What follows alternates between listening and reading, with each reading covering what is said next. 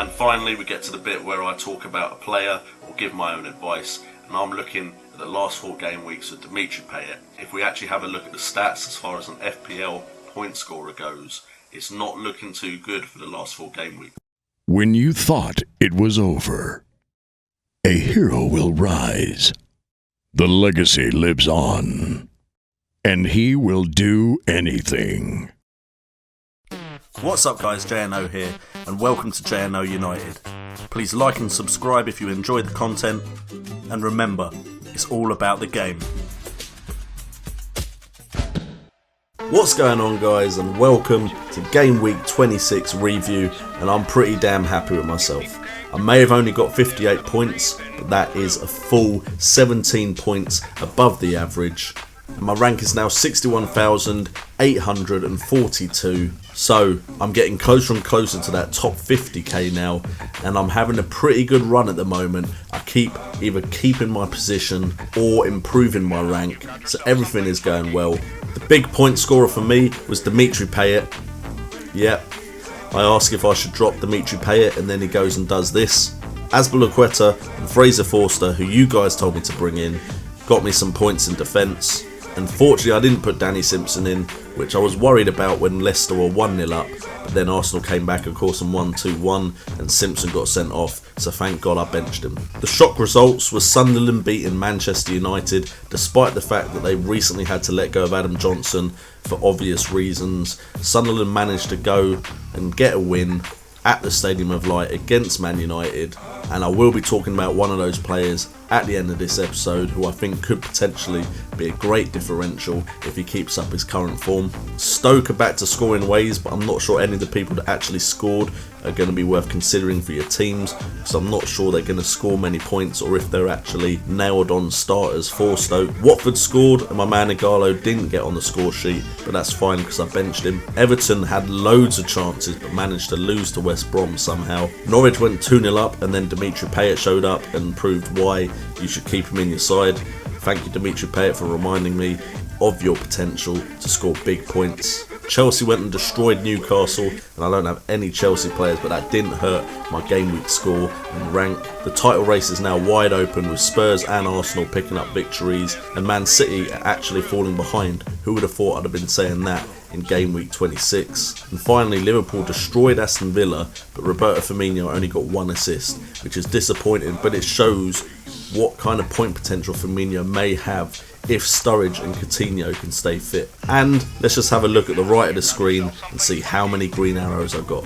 Sometimes it's not about the massive scoring game weeks, sometimes it's just about the average game weeks when you score more than the majority of people in FPL. In the Certified Super League, I picked up a massive win against Rob H26, which has made this title race for the Certified Super League a lot closer. Rob H26 is now only 3 points ahead of me. I've come back into second place, and Mank lost to Benteke Fried Chicken, which means Benteke Fried Chicken has caught up with Mank, and Mank and me are on 54 points, so the title race is wide open now. Could I win my own head-to-head league? And the top scorer for this game week in the Certified Super League was I've Got a Feeling, who managed to get 61 points. In the Certified Premier League, we can see I'm now in the top 10. I managed to go above Sal FC, and Callum Sims only got 27 points this game week, which is probably one of his lowest scores, especially as most people got around the 50 mark.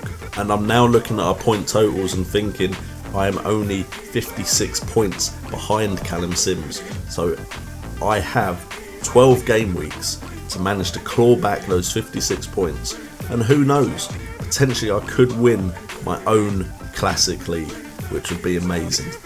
The top point scorer for this game week in the Certified Premier League though goes to Wolves FC, who got 76 points.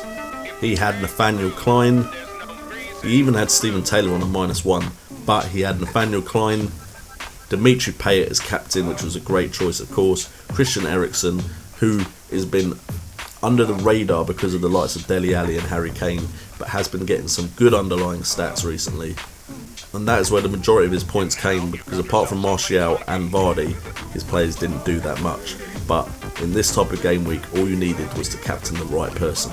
In the challenge for Pundits, Premier Punt, Game Week 26 challenge, I got 53 points, which meant I came in 4th, which got me £3.60 off of my £2 put in to enter this. But I did enter twice, so unfortunately I'm down by 40 pence. But that being said, I still managed to get some money back, which is great.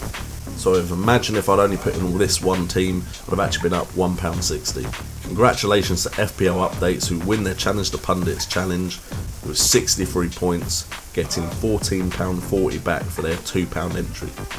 And then we'll quickly look at the Game Week 26 Dream Team. Coutinho was the top player, but I doubt many people had him, which is why I think my score did as well as it did this week. And if you look at that, I think a lot of those players people didn't have. I doubt Olsen is in many people's teams.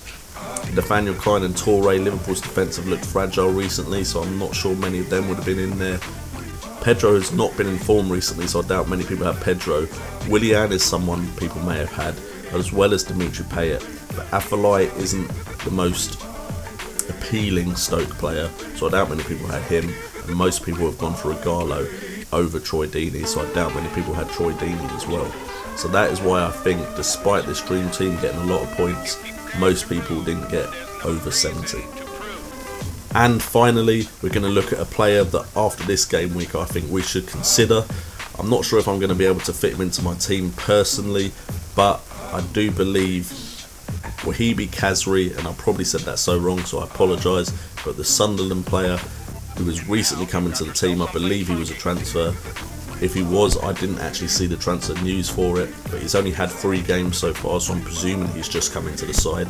In 3 games, he has scored 1 and assisted 1 already, with a goal involvement rate of 50%. Attempts on goal, he's had 6, on target only 2, but it's the chances he creates for other players that makes him a good potential FPL player. He's created 8 chances in 3 games. One of those games was as a substitute. Minutes per chance created, he's creating a chance every 30.3 minutes. And minutes per attempt, he's having an attempt every 40.3 minutes. And the reason he's someone you could consider is because he'd be a great 5th man midfielder if you've got the funds now, because he's only 6 million in price. Anyway guys, thank you so much for tuning in. This week I'm planning to put a little video out to show you how you can enter the Premier Punt J&O challenge. I'll show you how to sign up, how to enter, how to pick your teams, type of mindset you should have when you pick a team for only 1 game week. And then hopefully some of you guys will join me in the J&O United challenge. I am an affiliate of Premier Punt, so if you do join, I will be getting a little kickback if you use my referral link. And I'm also considering maybe going head to head with some FPL pundits and FPL YouTubers using the Premier Punt website. So that is something that I could add maybe to collab with some more FPL YouTubers on this channel. Anyway guys, thank you so much for tuning in. I've had a great game week. I hope you did too. Let me know about it in the comments. I've been J&O, you've been awesome, and remember, it's all about the game.